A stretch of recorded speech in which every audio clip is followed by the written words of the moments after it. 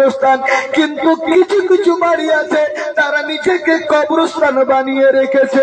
ওইটা কোন ঘর, ওইটা কোন বাড়ি, যেই বাড়িতে আপনার কোরআন তেলাওয়াত করা হয় না, ওই বাড়িটাই আমার রাসূলুল্লাহ কবরস্থান বলে ঘোষণা করেছে। তাহলে কোরআন পড়ার দরকার আছে না নাই? আছে তো। কোরআন থেকে দূরে না কাছে? কাছে আছি না দূরে আছি? অনেক দূরে গেছে, অনেকে কাছে এসেছে, কিন্তু যারা কাছে এসেছে বাবা তারাই সফলতা পেয়েছে। চলুন আজকে যারা কোরআনের কাছাকাছি, আজকে যারা নামাজের কাছাকাছি, আজকে যারা রোজার কাছাকাছি, আজকে যারা শরীয়তের কাছাকাছি, আমার আল্লাহ রাব্বুল আলামিনের জান্নাতে যাবে। কিন্তু ওই জায়গায় যখন আপনার ভাই জান্নাতে যাবে, আপনার বন্ধু জান্নাতে যাবে, একজন আপনার বন্ধু পৃথিবীর জমিনে আপনার দাঁড়িয়ে আছে জাহান্নামের কাঠগড়ায়, জান্নাতের বাগ থেকে, জান্নাতে থেকে দেখতে পাবে এই বন্ধুকে তো আমি চিনি, এই বন্ধুর সঙ্গে ঘুরেছি, এই বন্ধুর সঙ্গে খেয়েছি। এই আল্লাহ আমি একটু এই বন্ধুদের সঙ্গে কথা বলতে চাই। ঘুরে ঘুরে পায়ে হেঁটে আসবে জাহান্নামের দরওয়ান, মালিক আলাইহিস সালামকে বলবে, মালিক রে আমি একটু কথা বলবো। মালিক বলবে কথা বলার কোনো সুযোগ নাই। 2 নম্বরে আবার বলবে আমি একটু কথা বলবো, বলে কথা বলার কোনো সুযোগ নাই। 3 নম্বরে যখন আরজি জানাবে, আমার আল্লাহ রাব্বুল আলামিন মালিককে ডাক দিয়ে বলে, মালিক রে যাও যাও যাও কথা বলবে, কথা বলতে দাও। এসে বলবে মা সালাকাকুম ফি সাকার, কি রে তোদের কিসে দুদকি নিয়ে এসেছে? উত্তর দিয়ে বলবে ক্বালু লাম নাকু মিনাল মুসাল্লিন। পৃথিবীর জমিনে আল্লাহ রাব্বুল আলামিন আয়াত দিয়েছিল নামাজ আদায় করতাম না, ওয়ালাম নাকু নুতইমুল মিসকিন। পৃথিবীর জমিনে আল্লাহ ধন দিয়েছিল, মিসকিনকে খাওয়াতাম না। ওয়া কুননা নাখুদু মাআল কায়দিন, ওয়ানাত্তর লোকের সঙ্গে উঠা বসা করেছিলাম। ওয়া কুননা নুকাযযিবু বিয়াউমিদ্দিন, কিয়ামতকে অস্বীকার করে চলতাম। হাত্তা আতানাল ইয়াকিন, মওত আমার নিকটে পৌঁছে গেল বলে আমি জাহান্নামে চলে আসলাম। এটা হচ্ছে কোরআনের তরজমা।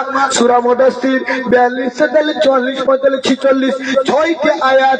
এই আয়াতের তরজমাটা যদি বুঝে নেন ব্রেনটা খুলে যাবে। বলবেন মৌলভী সাহেব জীবনে আরবি পড়লাম না, আরবিতেই কথা হবে।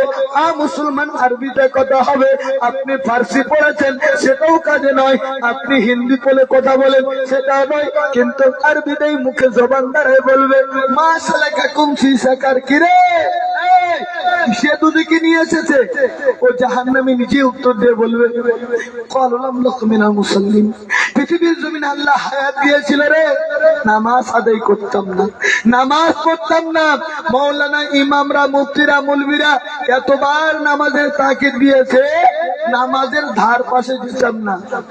তারপরে আল্লাহ ধন অনেক দিয়েছিল রে, ওয়াকুন্না মা সালাকাকুম ফি সাকার ক্বালু লাম নাকু মিনাল মুসাল্লিন ওয়া লাম নাকু নুতইমুল মিসকিন। আল্লাহ পাক ধন দিয়েছিল, কিন্তু মিসকিনকে খাওয়াতাম না, মিসকিনকে দিতাম না, মিসকিনকে দূর দূর করে তাড়িয়ে দিতাম। ওয়াকুন্না নাখুদু মাআল কায়দিন, অনাত্মক লোকের সঙ্গে উঠা বসা করছিলাম। এই অনাত্মক লোকটা একটু পরিচয় আপনারা করিয়ে দেবো আর কি। অনাত্মক লোক কারা? যারা সমাজের মধ্যে অশ্লীল বেহায়াপনা, খারাপ কাজ চালু করে তারা। অনাত্মক লোক কারা? যারা শরাবের মধ্যে ডুবে থাকে তারা। অনাত্মক লোক কারা? যারা সুদের মধ্যে ডুবে থাকে তারা। অনাত্মক লোক কারা? যারা জিনার কাজে ডুবে থাকে তারা। অনাত্মক লোক কারা? যারা বেনামাজি হয়ে ঘোরে তারা। অনাত্মক লোক কারা? যারা আমানতে খেয়ানত করে তারা। অনাত্মক লোক কারা? যারা এতিমের মালকে ভক্ষণ করে দুনিয়ার জমিনে এতিমের হককে মেরে খায় তারা। এই পৃথিবীর জমিনে অনাত্মক লোকের সঙ্গে উঠা বসা করেছিলাম। এই অনাত্মক লোক আমার বন্ধু ছিল, যখনই আমাকে ডেকেছিল সঙ্গে সঙ্গে হাজির হয়েছিলাম। মুসলমান আব্বাজি আপনাদের কাছে আমি একটা একটাই বার্তা দিব, ফয়সালা আপনি আপনারা বাড়িতে গিয়ে করবেন। আপনার দিমাগের মধ্যে বুদ্ধিটা আপনারা ঘুরাবেন। আজ মাওলানা নজরুল মালদা জেলা থেকে এতে খুঁটে কয়েকটি কথা প্রথমেই বলেছিল, এখনো জীবনের পর্বে যাই নাই, তবে কয়েকটি কথা বোঝানোর জন্য নিয়ত করেই বেরিয়েছিলাম। সত্য করে বলুন তো বাপ, বর্তমান সমাজে খারাপের সংখ্যা বেশি না কম? বেশি। বেশি। বন্ধু আপনারা বানাবেন। মান আহাব্বা ইলাই, রাসূলুল্লাহ হাদিসে জানিয়ে দিলেন, যার সাথে যার মহব্বত তার সাথে তার কিয়ামত। এবার বন্ধু করার ফয়সালা আপনারা তৈরি করবেন। আল্লামা শেখ সাদি আলাইহির রহমান ফারসি কিতাবে বলেছেন, নিসবাতে সালিকুনা সালিতুরাত, নিসবাতে সালিতুরাত সালিকুনাত। বন্ধু যদি ভালো হয় জীবনটা তোমার ভালো হবে, আর বন্ধু যদি খারাপ হয় তাহলে তোমার জীবন বরবাদ হয়ে যাবে। অর্থাৎ বাংলা ভাষায় যা আমরা বলি, সঙ্গ দোষে লোহা ভাসে, সঙ্গ দোষে লোহা ভাসে। বন্ধু ভালো হলে জীবন ভালো হবে, বন্ধু খারাপ হলে জীবন বরবাদ হয়ে যাবে। আব্বাজি আমার অনাথ লোকের সঙ্গে উঠা বসা করেছিলাম, জীবনও আলিমের মোহব্বত করলাম না, জীবনও নামাজের এহতেরাম করলাম না, নামাজ পড়তে গেলাম না, নামাজি বন্ধু বানালাম না, জীবনও হাজির কাছে উঠলাম না, বসলাম না। যতদিন বেঁচে ছিলাম হাজি গাজী মৌলভী মুন্সিকে ইমামকে গালি দিয়েছি। আজ যদি আমি ইমামের সঙ্গে আমি বন্ধুত্ব করে নিতাম, হাজির সঙ্গে বন্ধুত্ব করে নিতাম, নামাজের সঙ্গে বন্ধুত্ব করে নিতাম, হয়তো বন্ধুরে আজ তোর মতো আমিও জান্নাতে চলে যেতাম। বলুন সুবহানাল্লাহ, সুবহানাল্লাহ। আব্বাজি আমার রাসূলুল্লাহ সাল্লাল্লাহু তাআলা আলাইহি ওয়াসাল্লাম বলেছেন, জান্নাতে যাওয়ার চারটি রাস্তা। কয়টা? চারটা। হুন্না লিমান আও মুতাআল্লিমান আও মুহিব্বান। রাসূলুল্লাহ সাল্লাল্লাহু তাআলা আলাইহি ওয়াসাল্লাম সর্বপ্রথমে বলে দিলেন, সর্বপ্রথমে তোমরা যদি জান্নাতে প্রবেশ করতে চাও, এক নম্বর আলিম হয়ে যাও। আপনারা সবাই আলিম আছেন তো? আমার কথাটা বুঝবেন, আমার এই পয়েন্টটা মাথায় নেবেন। সবাই আপনারা আলিম নয়, তাহলে আপনার জন্য ওই জান্নাতে যাওয়ার রাস্তাটা বন্ধ বন্ধ। এক নম্বর। আও মুতাআল্লিমান, আলিম না হতে পারলে বলা হলো, তোমরা যদি আলিম না হতে পারো, ছাত্র না হতে পারো, তাহলে মৌলভী সমাজ যেটা বলে সেটাকে মেনে নাও। মেনে নিচ্ছে ওটা মানে মোটামুটি, এই ঠিক বলেছে, মোটামুটি। গোটাগুটি এখনো মানতে পারে নাই। যদি গোটাগুটি মেনেই নিতাম, মৌলবীর কথায় ইমাম, আপনার ইমামের কথায় গ্রাম চলে না, গ্রামের কথায় ইমাম চলে, গ্রামের কথায় ইমাম চলে, পয়েন্টটা বুঝবে। কিন্তু ইমামের কথায় পুরো গ্রাম চলে না। যদি ইমামের কথায় গ্রাম চলতো, গ্রামে সুদ আসতে পারত না। যদি ইমামের কথায় গ্রাম চলতো, জুয়ার আড্ডা হতো না। যদি ইমামের কথায় গ্রাম চলতো, সারা পান হতো না, জেনা লুচ্চামি গুন্ডামি আপনার লাহাজারি হতো না। কারণ যতগুলো ইমামরা যুক্ত থাকে, ইহদিনাস সিরাতাল মুস্তাকিমের রাস্তাই দেখায়। জোরে বলুন সুবহানাল্লাহ। তাহলে ওটা আমরা মোটামুটি মানছি, গোটাগুটি এখনো মানিনি। সেটা না মানার কারণে তিনটা রাস্তা বন্ধ। লাস্ট একটা ফয়সালাটি আমার রাসূলুল্লাহ দিয়েছেন, জোরে বলতে হবে সুবহানাল্লাহ, সুবহানাল্লাহ।